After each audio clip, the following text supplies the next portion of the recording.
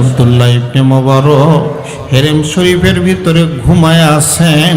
এমতো অবস্থায় ঘুমের ভিতরে তিনি স্বপ্ন দেখতেছেন, দুই পাশে দুই দল ফেরেশতা, একদল ফেরেশতা আর একদল ফেরেশতাকে জিজ্ঞাসা করতেছে, ভাইজান এবার কতজন হাজি হজ করতে এসেছে? বলতেছে এবার 6 লক্ষ হাজি হজ করতে এসেছে, কিন্তু তার মধ্যে একজনের হজও আল্লাহর দরবারে কবুল হয় নাই, একজনের হজ আল্লাহর দরবারে কবুল হয় নাই।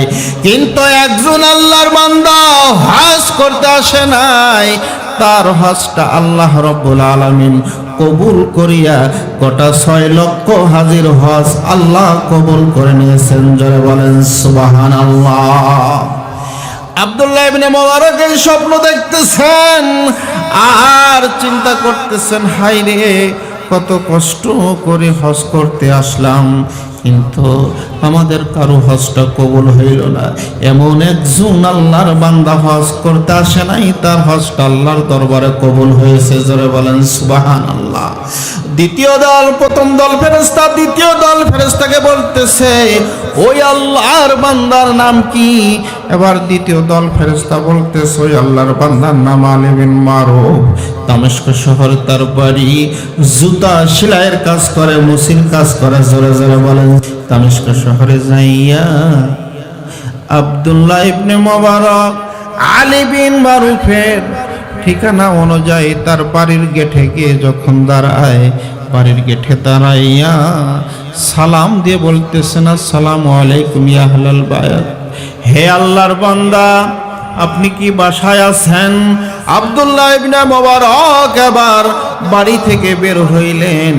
বের হওয়ার পর বলতেছেন, কে গো আপনি, কোথা থেকে এসেছেন, আপনার পরিচয় কি?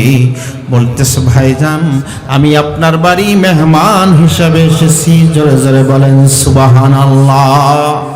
আব্দুল্লাহ ইবনে মুবারক তাকে বসতে দিলেন। আব্দুল্লাহ ইবনে মুবারক তাকে আদর আপ্যায়ন করলেন, নাস্তা খাওয়াইলেন। নাস্তা শেষে আব্দুল্লাহ ইবনে মুবারক বলতেছেন, ভাইজান আপনি কি, আপনার পরিচয়টা আমি জানতে চাই। এবার আলী বিন মারুফ বলতেছেন, আমার নাম আলী বিন মারুফ, এই এলাকায় আমার বাড়ি, দামেস্ক শহরেই আমার বাড়ি। আব্দুল্লাহ ইবনে মুবারক বলতেছেন, ভাইজান আপনি কি কাজ করেন? বলে আমি জুতা সেলাইয়ের কাজ করি, মুসির কাজ করি। জোরে জোরে বলেন সুবহানাল্লাহ। আব্দুল্লাহ ইবনে মুবারক বলতেছে, ভাইজান আপনার সাথে আমি মত বিনিময় করব, কিছু কথা বলতে চাই। ভাইজান আপনার কি হজ করার ইচ্ছা ছিল? আপনি কি হজ করার নিয়ত করেছিলেন? আব্দুল্লাহ ইবনে মুবারকের কথা শুনিয়া আলী বিন মারুফ দু চোখের পানি ছেড়ে দেয়। আলী বিন মারুফ এবার কান্নাকাটি শুরু করে দেয়। চোখের পানি দেখে আব্দুল্লাহ ইবনে মুবারক বলতেছেন, ভাইজান কি হয়েছে, আপনি কি জন্য ক্রন্দন করতেছেন? আমি তো আপনাকে কোনো গালি দেই নাই, আপনাকে আমি জিজ্ঞাসা করেছি আপনার কি হজ করার ইচ্ছা ছিল। আলী বিন মারুফ বলতেছে, ভাইজান কষ্টের সহিত কথাটা বলতে হয়, দুঃখ লাগে রে ভাইজান, আমার মন চায় আমি আল্লাহ নবীর রওজায় গিয়ে সালাম দেই। জোরে বলেন সুবহানাল্লাহ। আমার মনের আশা, আমার মনের আকাঙ্ক্ষা, আমি রাসূলের রওজায় যাব। ভাইরে এই নিয়ত করে আমি 1-2 হাজার টাকা না, 30,000 টাকার আমি ব্যবস্থাপনা করেছিলাম। 29,000 টাকা যখন আমি ব্যবস্থা করলাম, হঠাৎ করে একদিন গভীর রাতে আমি বাড়িতে আসলাম। বাড়িতে আসার পর আমার স্ত্রী 9 মাসের গর্ভবতী।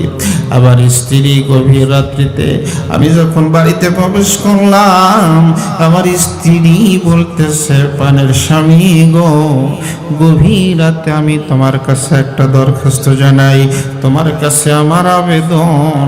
পানের স্বামী, আমার পাশের বাড়ি থেকে রান্না গোশতের ঘেরান আসতেছে, আমাকে 1 টুকরা গোশতর ব্যবস্থাপনা করে দাও। স্বামী আলী বিন মারুফ বলতে, স্ত্রী রে, গভীর রাতে কে বা কাহারা কে রান্না করেছে? আমি কোথায় যাব তোমার কাছে তোমার চাহিদা পূরণ করতে? এই গভীর রাতে কোথায় যাব? এই দায়িত্ব আমি কেমন করে পালন করব? বলতেছে, প্রাণের স্বামী, আমার বড় ইচ্ছা হয় এই রান্না গোশতের সুঘেরান আমি পেয়েছি, আমার নাকে এসেছে, মেহেরবান করে এক টুকরা গোশতের ব্যবস্থা করে দাও। জোরে বলেন সুবহানাল্লাহ। আলী বিন মারুফ এবার চিন্তা করে কি করব। আলী বিন মারুফ হাঁটি পা করিয়া স্ত্রীর কথা মতো এবার চলে যায়। যাইতে দেখে একজন বেদুবা আল্লাহর বান্দি গভীর রাত্রিতে পাতিলের ভেতরে কে যেন রান্না করতেছে। চতুর্দিকে তার ছেলে মেয়েগুলো একেবারে পাগলের মতো ছটফট করতেছে আর বলতেছে, মা খেতে দাও মা, তুমি কেমন মা, আমাদের খাবার ব্যবস্থা করতে পারো না, আমাদেরকে খেতে দাও। আর ক্ষুধা আমাদের সহ্য হচ্ছে না, ক্ষুধার তাড়নায় আমরা অস্থির হয়ে যাচ্ছি, আমাদের খেতে দাও, খাবার ব্যবস্থা করে দাও। মা বলতেছে, বাবা রে, শান্ত হও, আমার মাওলা, আমার আল্লাহ খানার ব্যবস্থা করে দিবে। জোরে বলেন সুবহানাল্লাহ। আলী বিন মারুফ এই ভদ্র মহিলা, বিধবা মহিলার কথা শুনিয়া আলী বিন মারুফ এবার ভদ্র মহিলাকে সালাম দিয়ে বলতেছেন, মা আপনি কি রান্না করেন? বলে, বাবা আমি গোশত রান্না করতেছি। আলী বিন মারুফ বলতেছেন, আল্লাহর বান্দি এক টুকরা গোশতের ব্যবস্থা করে দেন, আমার গর্ভবতী স্ত্রীর জন্য আমি এক টুকরা গোশত আপনার কাছে চাই। জোরে জোরে বলেন সুবহানাল্লাহ। বিধবা মহিলা বলতেছে, বাবা কোথা থেকে এসেছেন আপনি? আমি যে গোশত রান্না করেছি পাক হইতেছে, এইটা আমার জন্য খাওয়া জায়েজ, আপনার জন্য খাওয়া জায়েজ না। আমার জন্য বৈধ, আপনার জন্য বৈধ না। আমার জন্য হালাল, আপনার জন্য হারাম। জোরে জোরে বলেন সুবহানাল্লাহ। আলী বিন মারুফ বলতেছে, এমন কি গোশত আপনি রান্না করেছেন যা আপনার জন্য খাওয়া যাবে, আমাদের জন্য খাওয়া যাবে না? ভদ্র মহিলা বলতেছেন, আল্লাহর বান্দা, আজ কয়েকটা দিন হলো আমার বাড়িতে রান্না বান্নার কোনো ব্যবস্থা হয় না। আজ কয়েকটা দিন হলো আমার চুলায় আগুন জ্বলে না। এই যে আমার এই 3 ছেলে মেয়েগুলো দেখতেছো, আজ তারা ক্ষুধার তাড়নায় ছটফট করতেছে। আমি মুফতি সাহেবের ফতোয়া অনুযায়ী, ইমাম সাহেবের ফতোয়া অনুযায়ী আমি ফতুয়া নিয়েছি, জীবন বাঁচার জন্য মৃত গাধার গোশত, গরুর গোশত খাওয়ার জায়েজ আছে। আমি ফতুয়া অনুযায়ী জঙ্গল থেকে এক টুকরা কিছু গোশত নিয়ে এসেছি। এই গোশত আমি রান্না করব, আমার অসহায় 3 অনাথ ছেলে মেয়েদের মুখে আমি তুলে দেব। জোরে বলেন সুবহানাল্লাহ। আলী বিন মারুফ এবার কথা শুনিয়া দু চোখের পানি ছেড়ে দিলেন। ভদ্র মহিলাকে বললেন, আল্লাহর বান্দি, আপনি আমাকে কয়েকটা মিনিট সময় দিবেন, আমি বাড়িতে যাব আর আসবো। জোরে জোরে বলেন সুবহানাল্লাহ। আলী বিন মারুফ ভদ্র মহিলাকে সালাম দিয়ে বাড়িতে চলে আসলেন। এসে স্ত্রীকে বললেন, স্ত্রী, উপস্থিত যা কিছু খাদ্যদ্রব্য আছে এই খানাগুলো সুন্দরভাবে প্যাকেট করে দাও, ব্যবস্থাপনা করে দাও। আর স্ত্রী রে, আজ আমার ছোট শিশুকাল থেকে ছোট কাল থেকে আমার আশা, আমি যখন যৌবনে পদার্পণ করেছি সেই সময় থেকে আমার আশা আমি রাসূলের রওজায় যাব, আল্লাহর নবীর রওজায় গিয়ে সালাম দেব। জোরে বলেন সুবহানাল্লাহ। আজ স্ত্রী আমি 1-2 হাজার টাকা নয়, 30,000 টাকা জোগাড় করার নিয়ত করেছি, ব্যবস্থাপনা করব। আমার আজ 29,000 টাকার ব্যাগটা থলেটা আমার হাতে দাও, আমাকে থলেটা আমার হাতে দাও। এই ব্যাগটা নিয়ে এবার খাদ্যদ্রব্যগুলো মাথায় নিয়ে হাঁটি হাঁটি পা করিয়া আলী বিন মারুফ এবার বেদোয়া মহিলার সামনে চলে গেলেন, গিয়ে খাদ্যগুলো ছেলে মেয়েকে খাওয়াইলেন এবং ভদ্র মহিলাকে খাওয়াইলেন। খানা পিনা শেষে এবার ছেলে মেয়েগুলো যখন সুস্থ হয়ে গেলেন, ছেলে মেয়েগুলো কান্দে, মা তুমি ভালো না, তোমার কাছে কত খানা চাই, কোনোদিন আমাদেরকে খানা দেও নাই।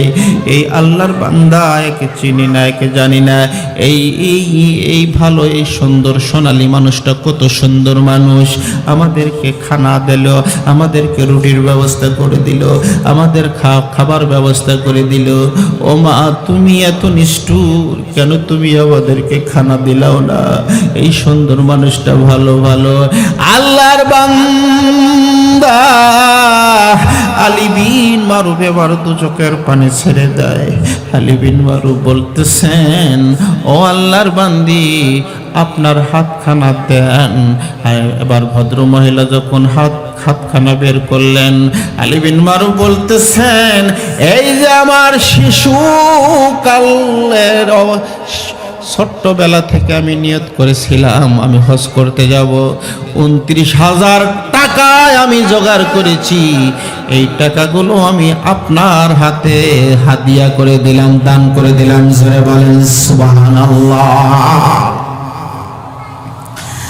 এবার আল্লাহর বান্দি এই টাকাগুলো আপনি এবং আপনার ছেলে মেয়ের পিছনে খরচ করবেন, আমি আপনার এবং আপনার ছেলে মেয়েকে আমি দান করে দিলাম, হাদিয়া হিসেবে দিয়ে দিলাম। জোরে বলেন সুবহানাল্লাহ। আব্দুল্লাহ আলী বিন মারুফ বলতেছেন, ও আব্দুল্লাহ ইবনে মুবারক, এই টাকাগুলো যখন আমি দিই আমি মনে মনে নিয়ত করলাম, আল্লাহ আজ আমি ফরজ হজ পালন করলাম। জোরে জোরে বলেন সুবহানাল্লাহ। ডেকে লাও রাসূলুল্লাহ রওজা পাকের কিনারে, ডেকে লাও রাসূলুল্লাহ রওজা পাকের কিনারে। আমি কেঁদে কেঁদে হই গো সারা, ধন্য কর দিদারে, ডেকে লাও রাসূলুল্লাহ রওজা পাকের কিনারে। আমি কেঁদে কেঁদে হই গো সারা, ধন্য কর দিদারে। দুই সাথীকে পাশে নিয়ে হায় ঘুমিয়ে আসেন নিঝুম নিরালায়, আমি সহিতে পারি না বিরহ জ্বালা, ধন্য কর দিদারে, ডেকে লাও রাসূলুল্লাহ রওজা পাকের কিনারে। নূরে উজ্জ্বল চেহারা তোমার, দেখিলে হারাম দোজখেরি নাম, আমি সহিতে পারি না বিরহ জ্বালা, ধন্য কর দিদারে ডেকে লাও রসূল আল্লাহ, রওজা পাকের কিনারে। আব্দুল্লাহ ইবনে মুবারক বলতেছেন, ও আলী বিন মারুফ, আমি হেরেম শরীফের ভিতরে স্বপ্নে দেখেছি দুই দল ফেরেশতা। একদল ফেরেশতা আর একদল ফেরেশতাকে জিজ্ঞাসা করলো, এবার কয়জন হাজি, কতজন হাজি হজ করতে এসেছে? তৃতীয় দল ফেরেশতা বলে, প্রায় 6 লক্ষ হাজি হজ করতে এসেছে। তার মধ্যে একজনের হজ আল্লাহর দরবার কবুল হয় নাই, কিন্তু একজন আল্লাহর বান্দা হজ করতে আসে নাই। নাম তার আলী বিন মারুফ, দামেস্ক শহরে বাড়ি, জুতা সেলাইয়ের কাজ করে, মুসির কাজ করে। এই আল্লাহর বান্দা হজ করার নিয়ত করেছিল, এর হজটা আল্লাহ কবুল করে নিয়েছে। তার মাধ্যম দিয়ে গোটা 6 লক্ষ হাজির হজ আল্লাহর দরবারে মঞ্জুর হয়েছে। জোরে বলেন সুবহানাল্লাহ। এ মুসলমান রে, আমার বাবাজিরা, আইরে এতিম অসহায় দারিদ্রকে ভালোবেসেছেন আল্লাহর নবী। আমার বিধবাদেরকে ভালোবেসেছেন, এতিমদের ভালোবেসেছেন, অসহায়দের ভালোবেসেছেন, নারীদের ভালোবেসেছেন। জোরে জোরে বলেন সুবহানাল্লাহ। বাবারে, আল্লাহ রাব্বুল আলামিন কালামে পাকের মধ্যে কত সুন্দর করে বলেন, বিসমিল্লাহির রহমানির রহিম,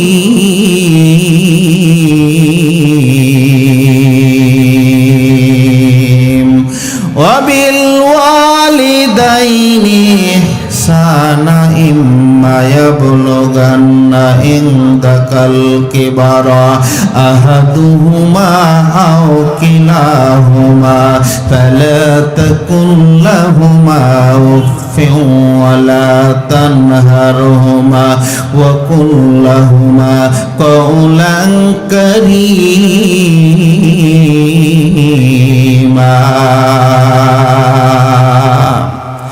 আল্লাহ রাব্বুল আলামিন বলেন, হে সন্তানেরা, তোমরা তোমাদের মা বাবার সাথে ভালো ব্যবহার করো। ইম্মা ইয়াবলুগান্না ইনদাকাল কিবারা, তোমাদের মা বাবার মধ্যে একজন অথবা দুইজন, ফালা তাকুল লাহুমা উফফিন ওয়ালা তানহারহুমা, তোমাদের মা বাবার মধ্যে একজন অথবা দুইজন যখন বার্ধক্যে পৌঁছে যায়, খবরদার তাদেরকে ধমক দিয়ে কথা বলিও না। ওয়াকুল্লাহুমা কওলান কারীমা, বরং তাদের সাথে সম্মানসূচক নম্র ভদ্র ভাষায় কথা বলো। জোরে জোরে বলেন সুবহানাল্লাহ। বাবারে, আজ সেই মা বাবা আজ অন্ধকার কবরে শুয়েছে। হায়রে সন্তানেরা, এ যুবক, এ আল্লাহর বান্দা, তোমার বাবা তোমার মা অন্ধকার কবরে শুয়েছে। এই মাহফিলে, হায়রে সিরাজগঞ্জ চরপাড়া মাহফিলে আওয়াজ, মাইকের আওয়াজ যত দূর যাইতেছে, বাবা মা কান্দে, আমার ছেলে, আমার আত্মীয় স্বজন, আমার আপনজন মাহফিলে যাবে, আমার জন্য দোয়া করবে, আমার জন্য দান সদকা করবে। আমার মাটির কবর আল্লাহ জান্নাতের বাগান বানায়া দিবে।